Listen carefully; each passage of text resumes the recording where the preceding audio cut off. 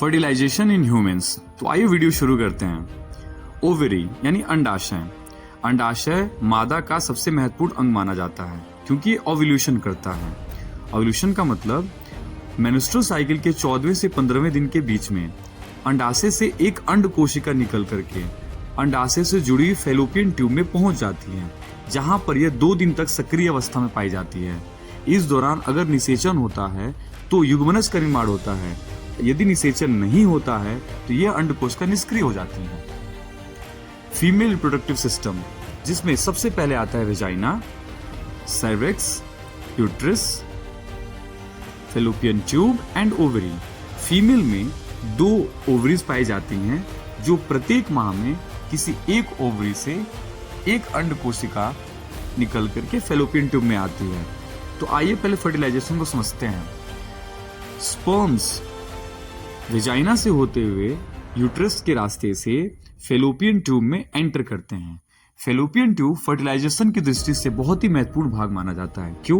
क्योंकि यही वो जगह है जहां फर्टिलाइजेशन होता है, अर्थात यहीं पर एग सेल और स्पर्म्स का संलयन होता है, जहां पे स्पर्म एग सेल के अंदर प्रवेश कर जाता है।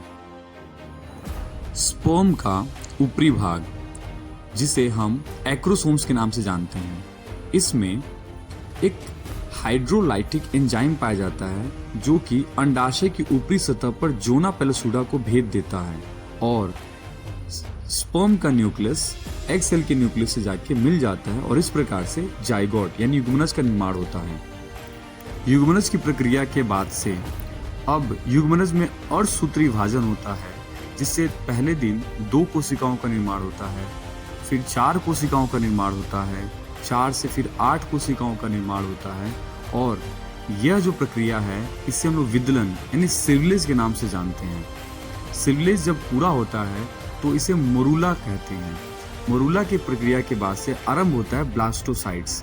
ब्लास्टोसाइट्स की प्रक्रिया जब शुरू होती है तो हमारे गर्भाशय में इम्प्लांटेशन की प्रक्रिया शुरू हो जाती है और 9वें से 10वें दिन जो ब्लास्टोसाइट्स होते हैं वो पूरी तरीके से गर्भाशय की दीवार से जाके इम्प्लांट हो जाते हैं, जहां से अब भ्रूण तथा शिशु का निर्माण और उसका विकास होना शुरू हो जाता है।